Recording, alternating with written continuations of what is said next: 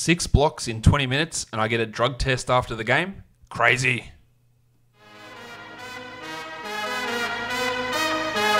You are Locked On Fantasy Basketball, your daily fantasy basketball podcast, part of the Locked On Podcast Network, your team every day.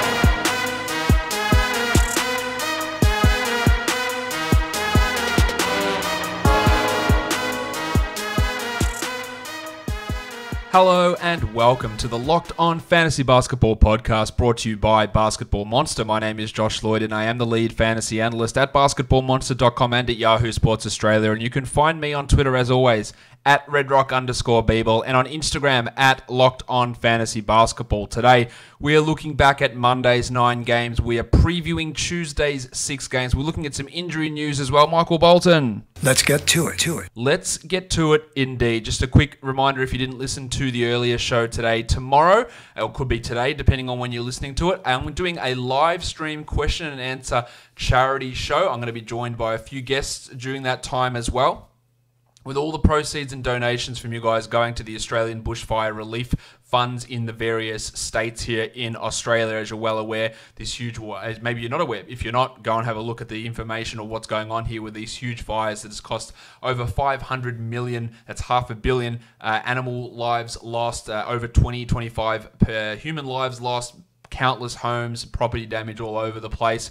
So what I'm doing, you throw in a donation in the live stream, I will answer your question live on the air as well as my guests. Don't want to say who they are at this point. Got a couple of guys where got confirmed, but things can always come up. But we're going to have some guests that come on the show to help me out during this time as well as we answer your questions and try to donate money. So in the show description here on YouTube, you can check the link for tomorrow's show. You can check it in the show notes of the podcast description. It'll be on my social media as well. 4:30 p.m. Eastern Tuesday in the US, Wednesday morning, 8:30 a.m. Australian time. That is when the live stream will be going. But now let's talk about what did happen on Monday in the NBA. The first game we take a look at, the Brooklyn Nets and the Orlando Magic. The Magic get the pretty big win, 101-89. There was no Karis LeVert. He was resting. Of course, there was no Kyrie Irving. Smoke and Joe Harris had 16 points with 2 steals and a block. A nice, well-rounded game from Harris. He really, I think at this point, we just got to look at him as more of a 3-point streamer. He's been up and down. He's not a 10-team must-roster guy, while Baby Neck Wilson Chandler stepped up. 9-9 with 3 steals. Those 3 steals and 9 rebounds aren't a realistic representation of what Chandler can do, so more of a deep league guy. Taurean Prince continues to be horrible in terms of his shooting, 6 points on 11 shots. The rebounds are up, the 2 steals are nice, the 2 threes are nice. You have to be well aware, though, of that field goal percentage, which is bad more often than not, while Jarrett Allen's really slumping. I think he's a real buy low at this point. 5 points in 25 minutes with 8 rebounds on 2 of 6 shooting. He's really in a slump. I think he can be better than this. I know he can be better than this, but it is a downtime here. While DeAndre Jordan, just the 21 minutes. Garrett Temple started in place of LeVert. I don't imagine he gets too many more starts from here on out. While Spencer Dinwiddie, you have to feel like this load that he is dealing with is hurting him. Giggity! 16 points, 5 rebounds, 3 assists, which is fine. But 32% from the field, 50% from the line. He's had a few real stinkers with efficiency. Devontae Graham would be proud of some of these shooting performances that Dinwiddie has been putting up. For the Magic, Markelle Fultz was great here. 25, 5 and 4, 2 triples and 2 steals. Took 20 shots, had 55% shooting. Now, his efficiency had dropped off, but he'd been putting up big assist games, then a big steals game, and now he put it together with big scoring game. Now we just need it all to come together. I think he should be rostered in all 12-team leagues, and I think he's going to start to get better as the season goes on. Vucevic had just 11 points, but 24 boards on 25% shooting, which is horrible. Well, this is one of the best games of Wes Iwundu's career. 12 points with a 1-1. I think he will continue to start as long as John Isaac is out, which is probably the rest of the season. Iwundu is a deeper league type of a guy. We're getting more minutes from Kem Birch as well, who's getting some of those backup minutes behind Iwundu. Terrence Ross had 10 points, while DJ Augustin, another strong game. 16, 4 and 6. He does have 12 team stream value. I would have Fultz in ahead of him, though, pretty comfortably if I'm looking at 12-team value type players. Let's move on now. The next game we look at, the Boston Celtics. What a weird loss. This is 94-99 to the Washington Wizards. Marcus Smart started again in place of Kemba Walker. 13, 2 and 3, but 3 threes, 3 steals and 2 blocks is fantastic. 21% shooting is not. That's really strong from Smart, though in those peripherals, he should be rostered in all 12s. Well, Jaylen Brown, the most encouraging thing to me here with Jaylen is the fact that he scored 23 points, but it didn't come on 65% shooting. In fact, it came on 32% shooting. And a guy getting these solid games when he doesn't shoot well is the sign of a good player. He's improved significantly this season. He had 12 rebounds as well, while Enes Kanter, who'd been playing well, did not play well. 4 and 11 in 19 minutes. That makes him more of he's a 12-team stream type of guy, but I don't think he's a long-term option for 12s. Struggle from Gordon Hayward as well, 10 and 10, while Tatum had 17 points with a very Colin Sexton-ish 1 rebound and 2 assists. He has been really up and down these last couple of weeks. Still, of course, he is a guy that we roster in all formats. For those of you in Dynasty Leagues, Tremont Waters looked really good here. Now, it's going to be a long way for him to ever get into a starting role, but he shows an ability to be a rotation player, and I wouldn't be surprised to see him in the rotation next season. For the Wizards, they were without Bradley Beal, Davis Bertans, Thomas Bryant, Rui Hachimura, and flaming Mo Wagner. So Jan Mahinmi had 4 points in 24 minutes, but 8 boards and 4 blocks. His value is going to disappear completely when these other guys come back, but for now, 14-team value there. Well, Geordie McRae, like him in 12s at the moment, 19 and 7, 2 steals, 3 blocks. He's taking a shit ton of shots. I don't know when Beal's coming back. I really worry about Beal's leg. I've said this for about 3 years now, how worried I am about the load they've put on him, and it is coming to fruition now. McRae is taking advantage of that and putting up good numbers, as is Ish Smith, who is on an absolute unbelievable hot streak tear. 27 points in 31 minutes. 4 rebounds and 4 assists. Now, this Ish Smith is not this good. He is not this good of a shooter. He is just dominating teams. So, while you can go and add him, there is no way this continues from Ish Smith. So, if you have him, if you can sell him for any top 100 player, I would absolutely do it. You stream him for now, but this is not a realistic expectation for Smith as we move forward. Troy Brown had 15 and 9, and while he does have 12-team value, he's going to be hurt significantly by those guys coming back as well, and then I don't think he'll be a 12-teamer. While Gary Payton, the big mitten, had 0 points in 25 minutes, he's not really going to be much use as things move forward. Garrison Matthews hurt his ankle. It looked pretty significant, and they're expecting him to be out for a significant amount of time. No word on it yet. X-ray's negative, but there'll be more information for that release. Well, it was one of Isaiah Thomas's better recent games, and that's not saying much, but 17 points in 23 minutes. It is pretty hard to hold on to him at this point in 12-team leagues with the way they're using him and the way his minutes are looking. Next game for us to take a look at, we have got the Indiana Pacers. They beat the Charlotte Hornets in Charlotte, 115-104. Tony Warren Jr. was fantastic. 36 points in 34 minutes, 63% shooting, 5 rebounds, a steal, and a block. Now, I am admittedly lower on Warren than most people. So therefore, I'm always going to see these lines and go, he's a sell high. But it's trying to work out what happens when Brogdon's back. What happens when Oladipo eventually returns? And when he doesn't offer much in those other categories, usually, it does lead to his numbers dropping down pretty precipitously. But these numbers are obviously strong. Sabonis hurt his leg late, but was able to return 18, 12, and 7, while Miles Turner played 36 minutes. And that's 3 consecutive games with 30-plus minutes for Turner. 15 and 9 with 3 blocks, and that's great. I don't know if I trust these big minute performances moving forward, but he's putting up good numbers. Jeremy Lamb was also pretty good. He's more of a sell high to me than Warren, 11, 10, and 4, while Aaron Holiday was a stinker. 3 points, but 5 assists and 2 steals in a start for Brogdon. He is still a 12-team stream guy.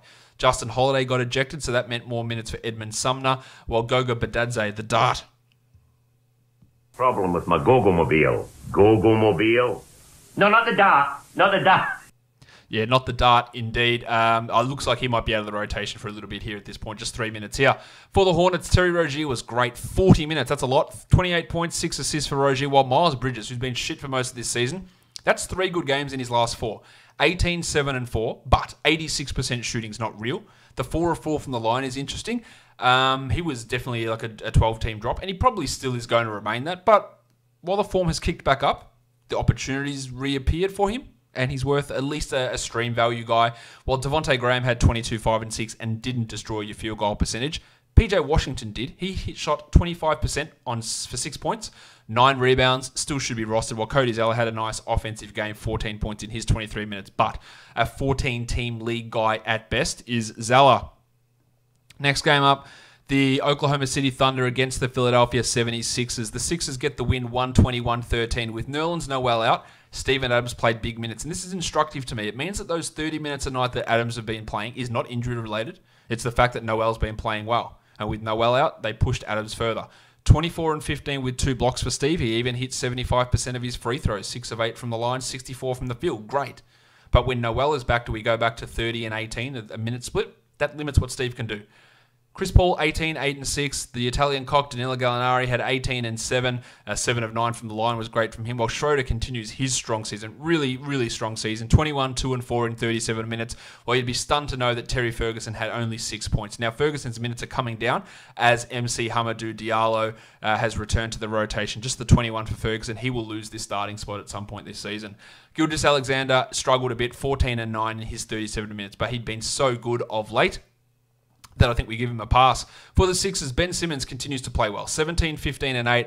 5 of 6 from the line. He is putting up really strong numbers at the moment, and that's obviously encouraging. Hopefully he can continue that. While Toby Harris, only the 22 minutes for Harris as he fouled out, but still had 18, 6, and 4 with 4 triples, while Josh Richardson's available allegedly in 14% of Yahoo leagues. That should be 0. He needs to be rostered in all leagues, 23, 2, and 4. Also, Al Horford's best game in a while, 13, 4, and 4. Been talking about him as a buy low guy for a while. This is not fantastic, but it's significantly better than what he's been doing. While Joel Embiid, he dislocated his finger. People are disgusted by it. Finger dislocations and injuries, that I don't feel squeamish at all about them. I don't understand why people get so over the top about them. Don't show me this. Maybe it's me. It probably is. It's probably me that's weird with them. Anyway, Embiid was able to finish the game, but he did get checked out by doctors after the game. They were checking for ligament damage, and his status for Thursday against Boston is unknown. If he is out, then you're just going to get a bunch of like Mike Scotts and Kylo Quinns and maybe Norval Powell to jump into the rotation, and no clear 12-team ad in that scenario. It boosts the value of Toby Harris and Al Horford in those situations. Trey Burke chipped in with a nice 12 points off the bench as well. Let's go on to the next game now. We've got the Denver Nuggets. They beat the Atlanta Hawks. Big Chungus, Nikola Jokic. Pretty good. It's pretty good. Yeah, 47 points is a career high for Jokic in 37 minutes. 4 triples, 8 rebounds, 5 assists, 2 steals, and 1 block. I think everyone should be banned about saying that Jokic is a bust at any point before December 15th. It just happens every year. It's ridiculous. Now, he could have been even better here. He was only 11 of 16 from the line for 69%. Giggity! But otherwise, everything's great. Farton Will Barton, 28, 9, and 5, while the Blue Arrow had 16, 5, and 8. Strong numbers from the Nuggets' best 3 players. Paul Millsap, 12-team drop. 2 points in 24 minutes. Michael Porter Jr., 20 minutes. 4 points and 2 blocks. Not a 12-team league guy. Just getting to 30 minutes seems impossible to me on this team. While Gaz Harris... Nice, Gary! His shooting is way off. 2 of 12 for 17%, 4 points, and his only value at this point is for steals, and he didn't get any here. Not a 12-teamer. For the Hawks, Trae Young, 29, 4, and 12, while my mate Fanta Pants, Kevin Huerter, 22 and 8, 6 triples. Are you convinced that he's a 12-team league guy now? Because you bloody well should be. He should be rostered in every league. DeAndre Hunter, he was piss poor last game. He was much better here. 16, 3, and 3 with 4 triples. He's not consistent enough. He doesn't do enough in other categories to get me excited outside of 14-team leagues. But he's available in 78% of leagues, meaning he's going to be on the waiver wire in some 14-team format. So you can look at him there, while the Baptist Johnny Collins had 17 and 5 with 2 blocks. Interestingly, Cam Reddish only 19 minutes in this game. Alex Len struggled a lot with his percentages, just 10 points in 21 minutes, while Bruno Fernando and Damian Jones combined for 16 minutes and 5 points. Brandon Goodwin, who'd been playing pretty well, only played the 7 minutes here as Young's minutes went through the roof. Interesting with Reddish that they just dropped his minutes way down in this game. Again, he's not good at all. Let's move on to the next game. It is the Utah Jazz beating the New Orleans Pelicans on the road. Jingling Joe Ingles, 22, 2, and 6 with 4 triples. Great shooting. He is a sell high to me. Now, he probably does remain a 12-team league guy when Conley returns, but the value won't be the same. So if you can get any type of top 70 guy back, I'd look into it. Well, Bojan Bogdanovic, what a weird-ass line this is. 35 points, 3 triples, literally nothing else. No rebounds, no assists, no steals, no blocks.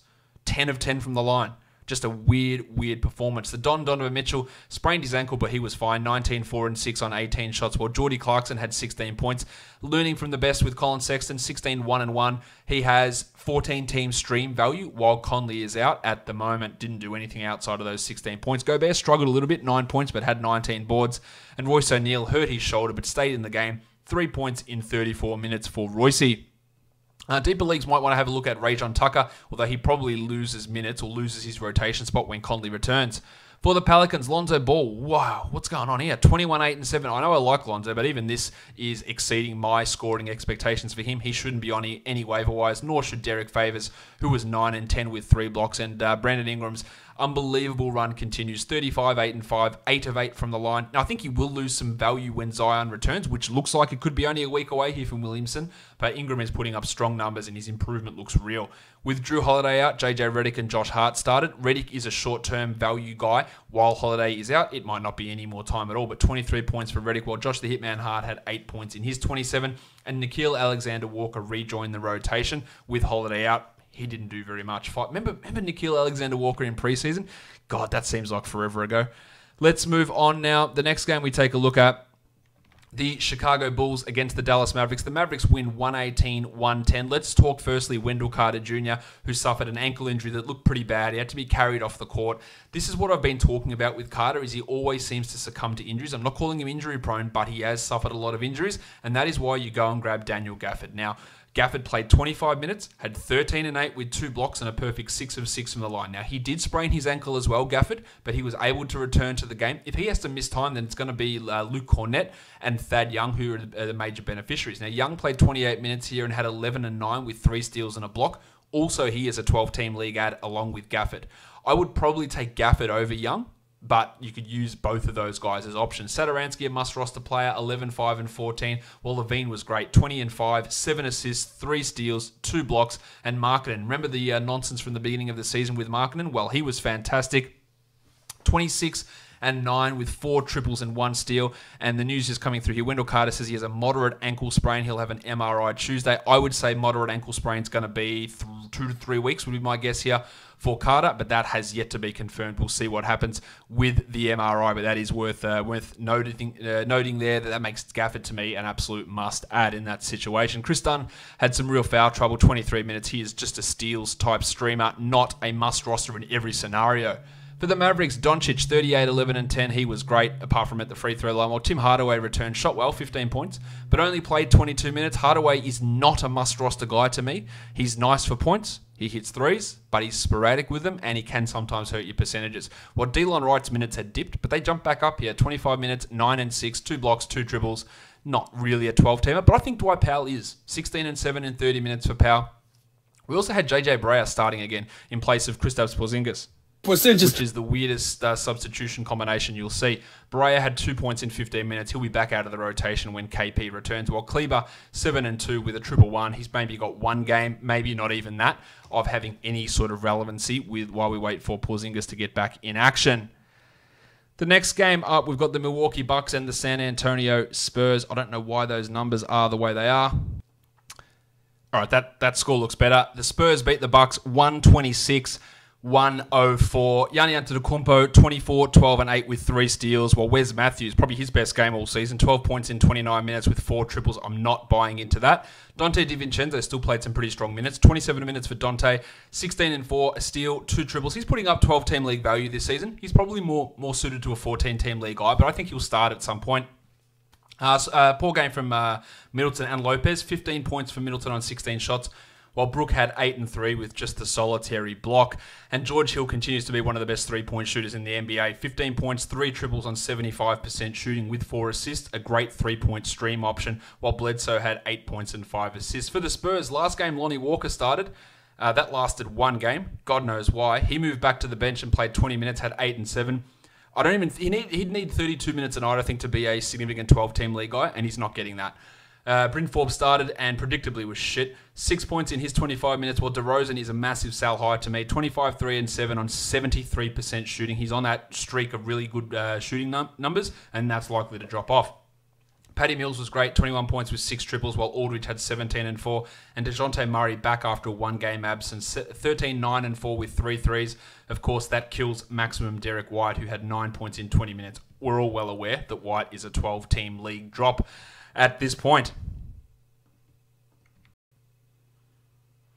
All right, on to the last game of the day, which was a blowout by the Sacramento Kings over the Golden State Warriors, 111-98. Willie Cauley-Stein played 26 minutes against his former team, 8, 9, 5, 2 steals and a block. That's pretty solid.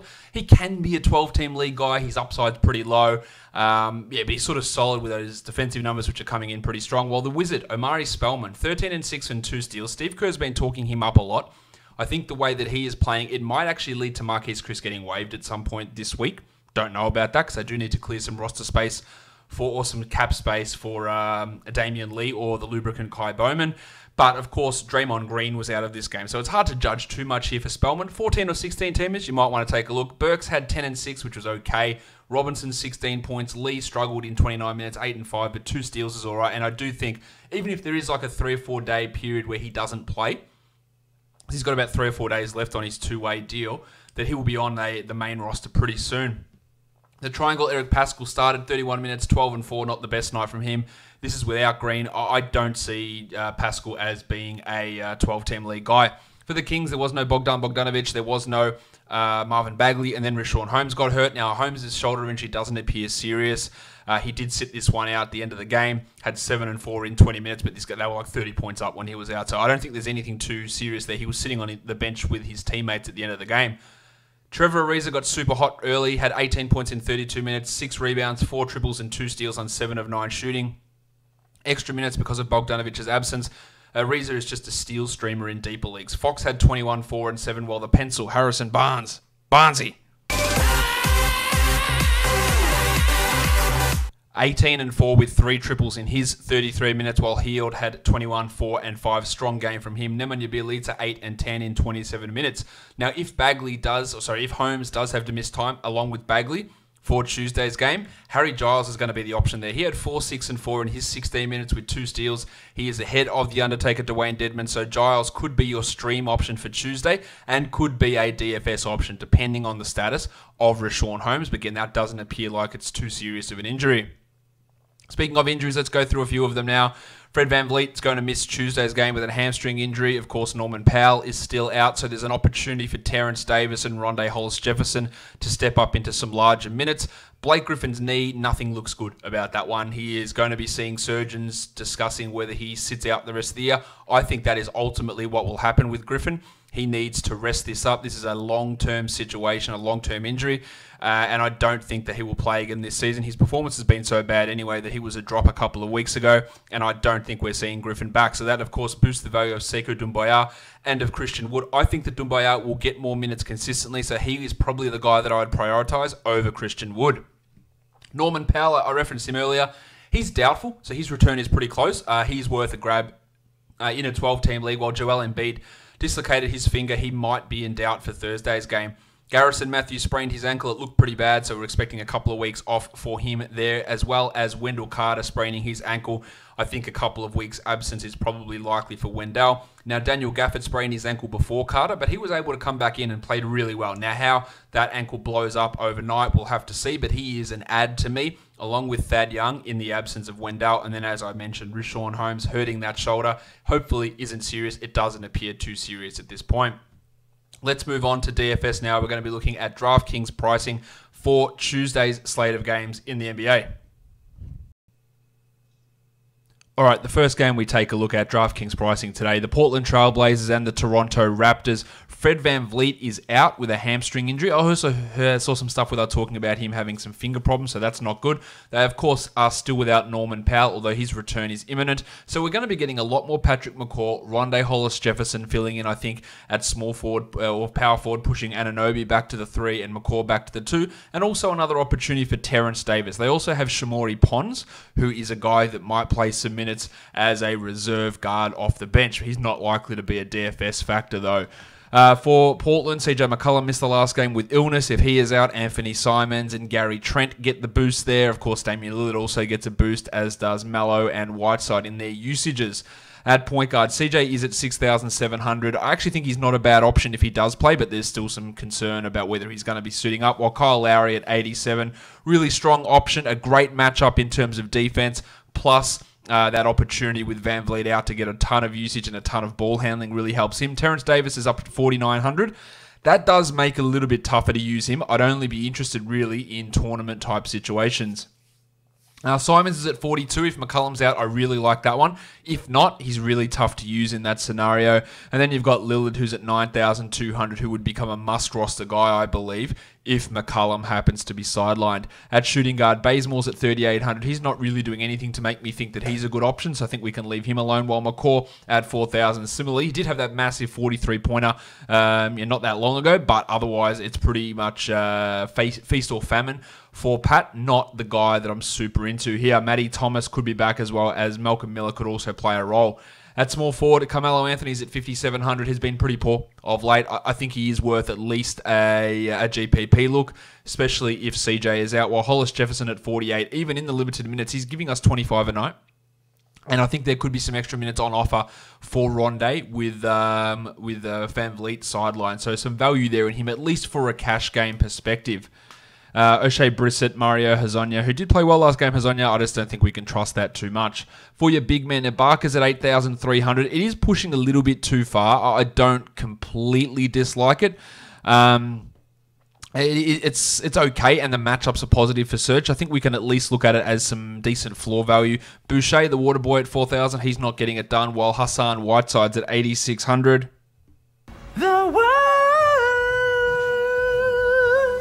He's giving us those numbers almost every night, averaging 51 over the last 5. That looks pretty good to me. Anthony Tolliver does not.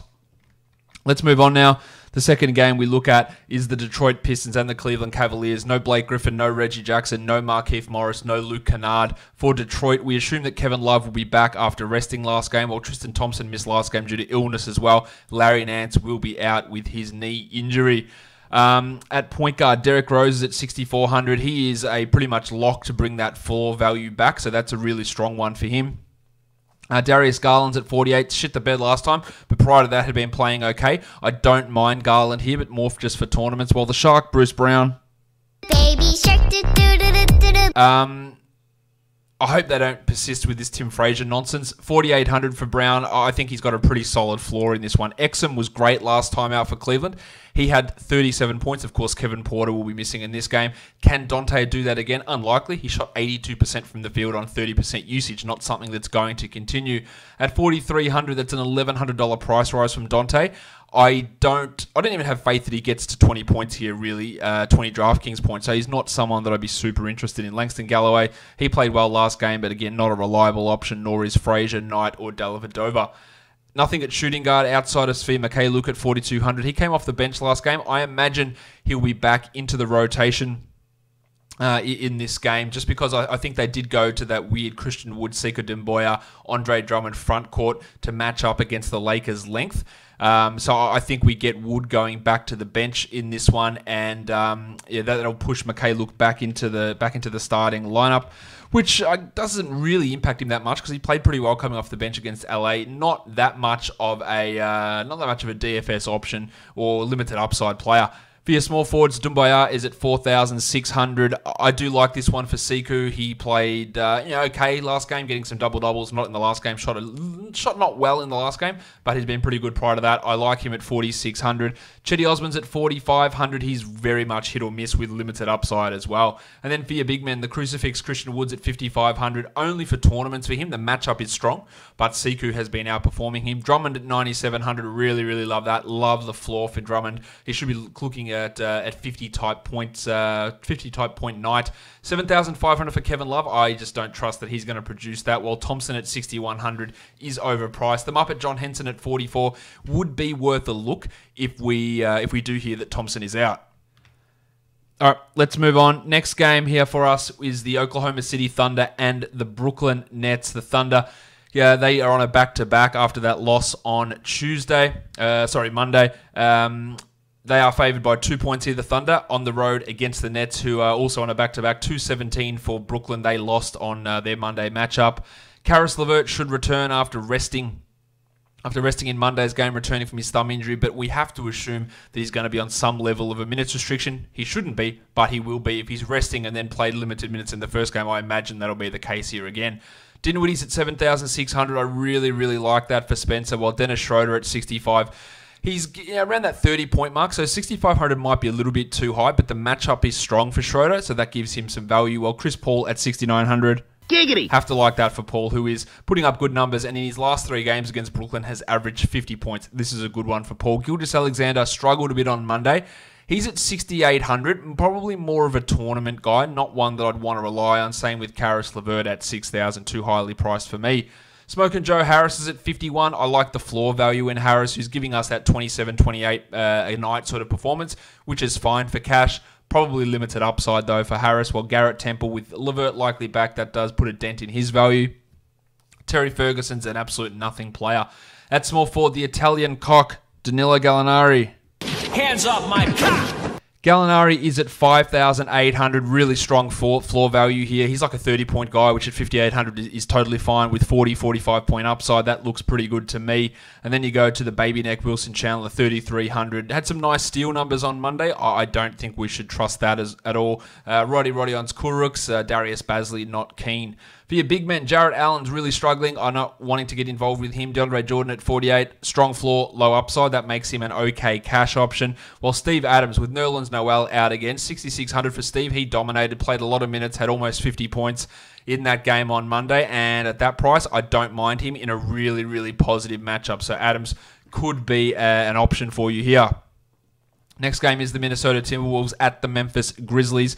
We don't know if Karl Anthony Towns is going to play. Jake Layman is still out. If Towns is out, of course, Gorgie Jeng gets the boost, and then usage goes to other guys like Culver and Wiggins and Teague and Napier. All those guys get a boost in that scenario. At point guard, DeAnthony Melton is at 3,700. I don't like him really for DFS, more of a seasonal guy, while Ja Morant is at 6,800. Also, probably a little bit too highly priced there for Morant. Teague at 4,700. My name is Jeff.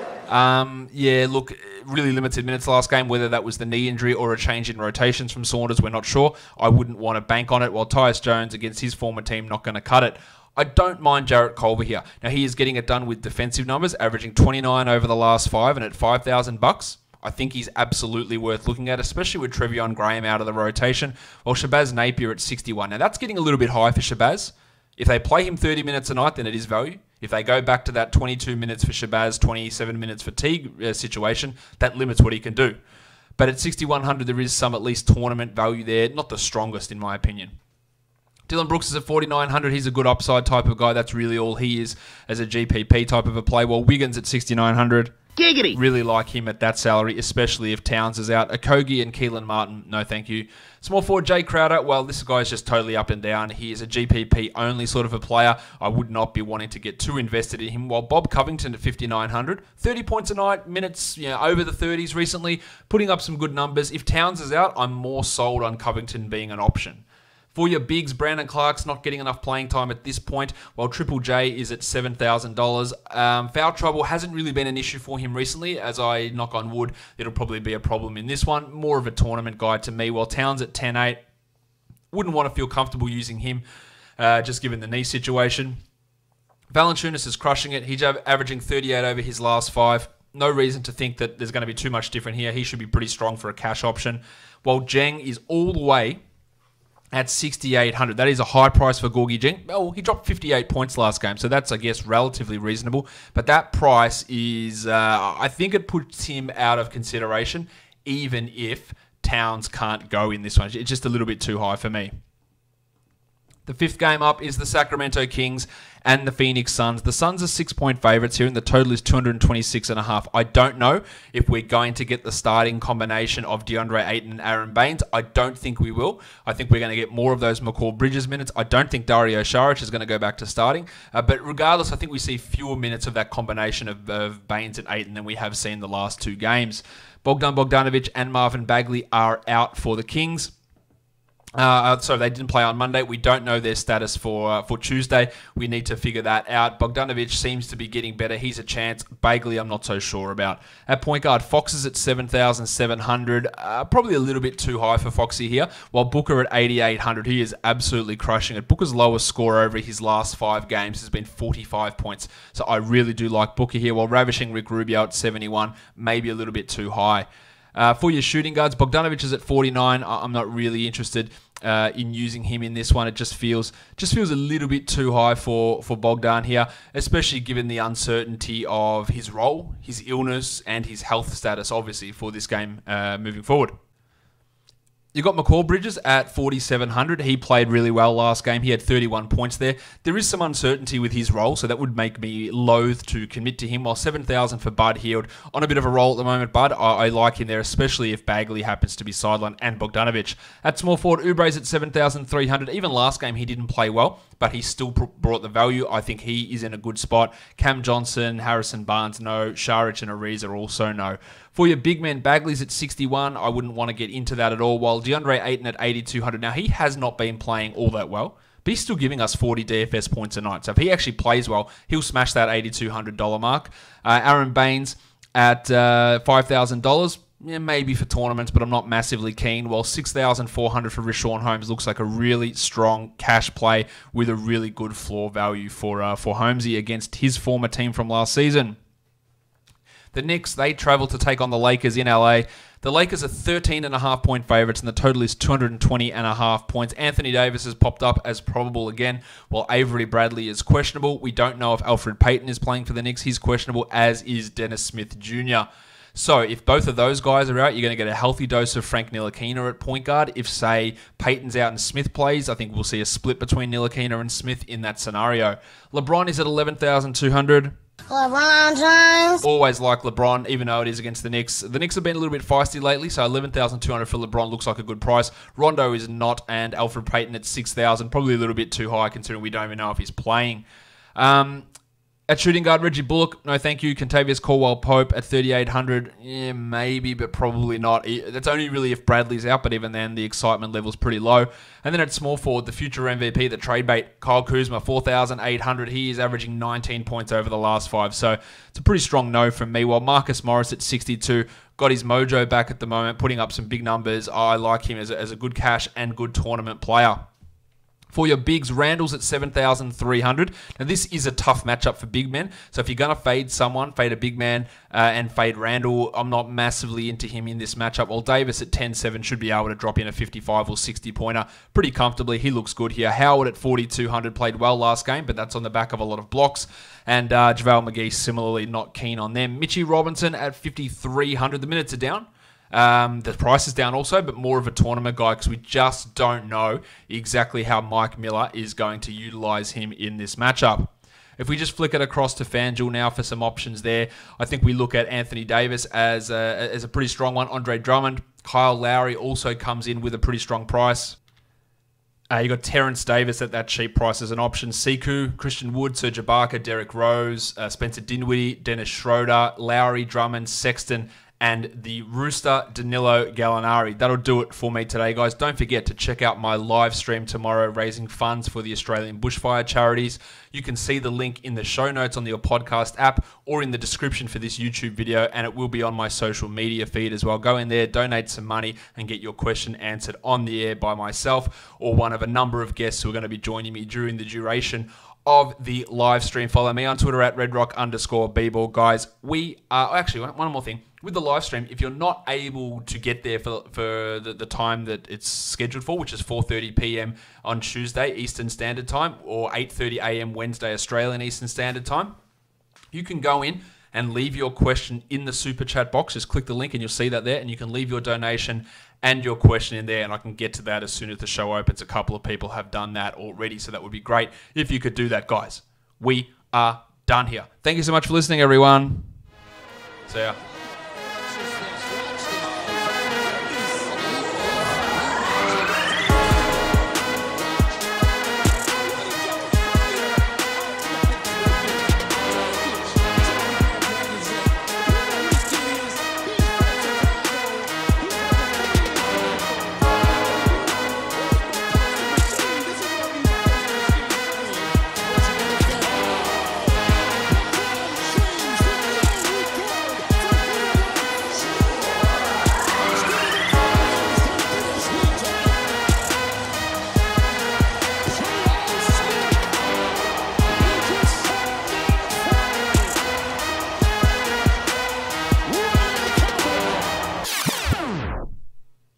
JaVale McGee.